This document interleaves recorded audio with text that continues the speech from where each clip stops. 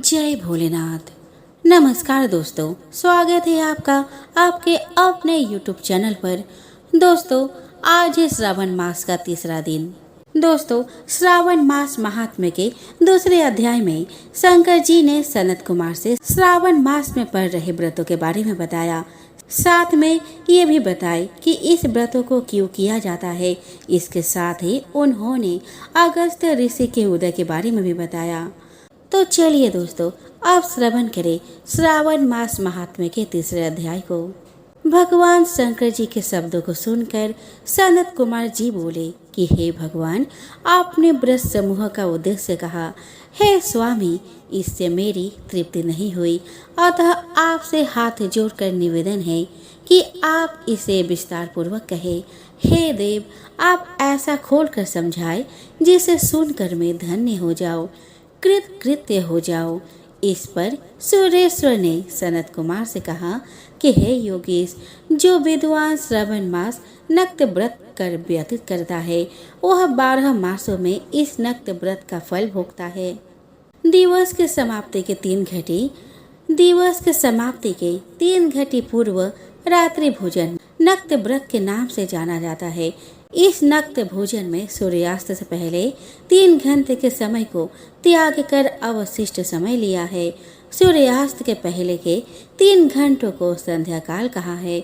आहार, मैथुन, निद्रा तथा स्वाध्याय, इन चारों कार्यों को सायकाल में बिल्कुल नहीं करना चाहिए। अब मैं गृहस्थ एवं सन्यासी के भेद से 2 प्रकार के नक्त भोजन की अवस्था तुमसे कहता हूँ, ध्यान पूर्वक सुनो। जब सूर्य नारायण के मंद हो जाने पर अपने शरीर की छाया 2 गुनी हो जाए, उस समय सन्यासी के लिए नक्त भोजन व्रत कहा गया है। शास्त्रों में गृहस्थों के लिए नक्षत्र उदय होने पर रात में किए जाने वाले भोजन को नक्त भोजन व्रत बतलाया है। यह तो रहा गृहस्थियों के लिए। अब शास्त्रों ने जो कुछ सन्यासियों के लिए कहा है, उसकी अवस्था मुझसे सुनो। रात्रि काल में निषिद्ध हो जाने से दिन के अष्टम भाग में भोजन का विधान है। गृहस्थियों को विधि द्वारा रात में नक्त व्रत करना चाहिए। सन्यासी, विधवा और विधुर पुरुष सूर्यास्त के पूर्व भोजन करे।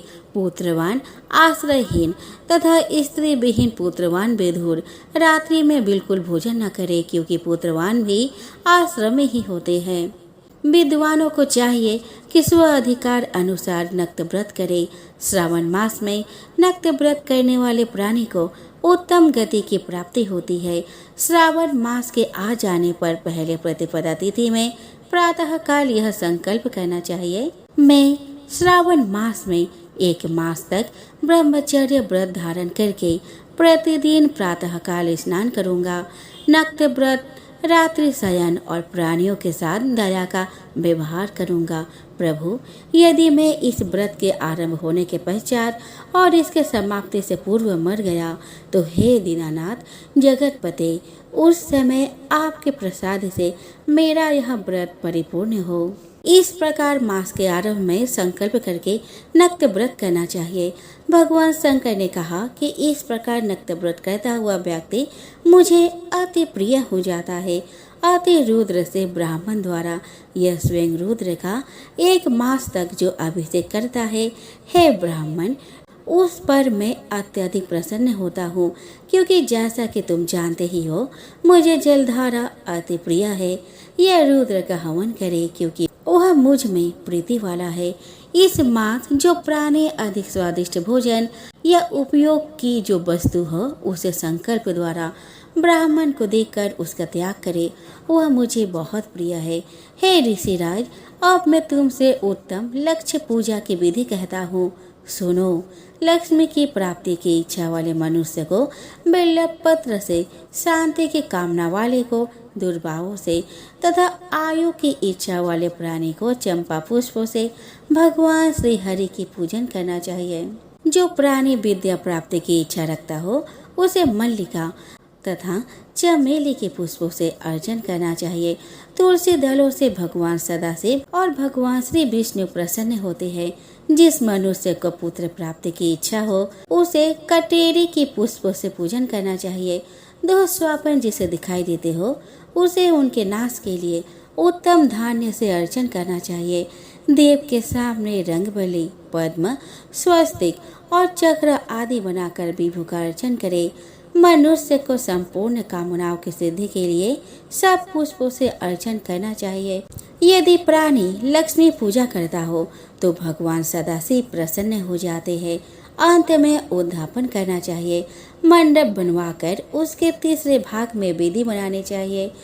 पुण्य वाचन करके आचार्य का वर्णन करना चाहिए। मंडप में प्रविष्ट होकर रात्रि में गाना बजाना करना चाहिए तथा वेद पाठ से जागरण करना चाहिए। वेदी पर उत्तम चतुर्लिंग तो भद्र बनाकर उसके मध्य में चावलों से सुंदर कैलाश बनाना चाहिए।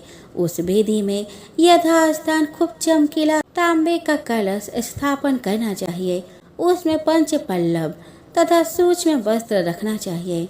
उसमें पार्वती पति भगवान सदाशिव की सोने की मूर्ति को पंचामृत से स्नान कराकर स्थापित करके अर्चन करे। नैवेद्य युक्त धूप, दीप, गीत, वाद, नृत्य तथा वेद शास्त्र पुराण द्वारा रात में जागरण और प्रातः काल स्नान करना चाहिए। पवित्र शास्त्रोक्त विधान से वेदी बनानी चाहिए। तिल, घृत, पायस, मूल मंत्र, गायत्री, शिव सहस्त्र नाम से हवन करना चाहिए। शर्करा एवं घृत युक्त चावल से हवन करना चाहिए। फिर हवन कर पूर्ण आहुति कर देनी चाहिए। प्रातः वस्त्र, अलंकार, भूषण से आचार्य का अर्चन करना चाहिए। ब्राह्मणों का पूजन करके उनको दक्षिणा देनी चाहिए। जिन मंत्रों से उमापति की लक्ष्य पूजा की है, अब उस चीज का दान करना चाहिए। सोने की मूर्ति बनवाकर भगवान श्री सदाशिव को अर्पण करनी चाहिए। यदि 1 मास तक दीप जलाया हो तो उसे दान में दे देना चाहिए।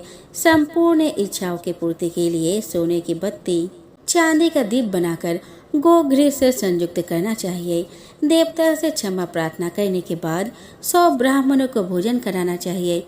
हे मुनि श्रेष्ठ, इस प्रकार जो मेरा पूजा करता है उस पर मैं अति प्रसन्न होता हूँ।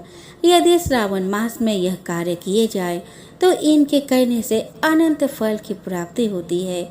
यदि इस मास में अपने किसी प्यारी चीज का त्याग करके वह चीज मुझे अर्पण की जाती है तो तुम मुझसे